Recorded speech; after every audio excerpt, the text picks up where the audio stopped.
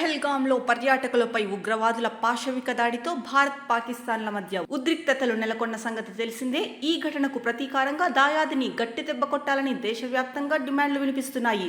ఈ క్రమంలోనే తాజాగా కర్ణాటక మంత్రి బీజెడ్ జమీర్ అహ్మద్ ఖాన్ చేసిన వ్యాఖ్యలు సోషల్ మీడియాలో వైరల్గా మారాయి. ఆత్మాహుతి బాంబు ఇస్తే పాక్పై పోరాటానికి తాను సిద్ధమేనని ఆయన వ్యాఖ్యానించారు.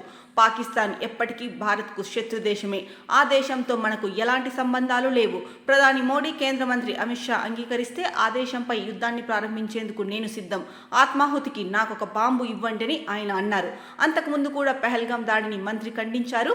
ఇది చాలా హేయమైన చర్య అని, ఉగ్రవాదానికి వ్యతిరేకంగా పోరాడేందుకు మనమంతా ఏకమవ్వాలని ఆయన పిలుపునిచ్చారు. ఇదిలా ఉండగా పాక్ భూభాగంపై భారత్ జరిపిన సర్జికల్ స్ట్రైక్స్ గురించి కాంగ్రెస్ ఎంపీ చరణ్జీత్ సింగ్ చన్నీ అనుమానాలు వ్యక్తం చేశారు. ఆ దాడులకు ఆధారాలు చూపించాలని డిమాండ్ చేశారు. దీనిపై ఢిల్లీ మంత్రి మజీంద్ సింగ్ సిర్సా తీవ్రంగా మండిపడ్డారు. మన వాయుసేన సైన్యం సామర్థ్యాలను కాంగ్రెస్ నేతలు తక్కువగా అంచనా వేస్తున్నారు. ఆ పార్టీ నేతలు, గాంధీ కుటుంబం ఆలోచన విధానం ఏంటో అర్థమవుతోంది. సర్జికల్ స్ట్రైక్స్ పై ఆధారాలు కావాలంటే వారంతా పాకిస్తాన్కు వెళ్లి చెక్ చేసుకోవచ్చని ఘాటుగా బదులిచ్చారు. బీజేపీ నుంచి విమర్శలు రావడంతో చరణ్జీత్ వెనక్కి తగ్గారు. తాను ఆధారాలు అడగలేదని తెలిపారు.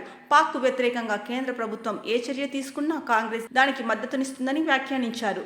2016 సెప్టెంబర్లో జమ్మూ కాశ్మీర్లోని ఉరి సెక్టార్లో ఆర్మీ బ్రిగేడ్ హెడ్ క్వార్టర్స్పై ఉగ్రవాదులు దాడి చేశారు. ఆ ఘటనలో 19 మంది భారత జవాన్లు ప్రాణాలు కోల్పోయారు. ఈ దాడికి ప్రతీకారంగా అదే నెలలో మన సైన్యం నియంత్రణ రేఖ దాటి పీఓకేలోని టెర్రరిస్ట్ లాంచ్ ప్యాడ్లపై సర్జికల్ స్ట్రైక్స్ జరిపింది.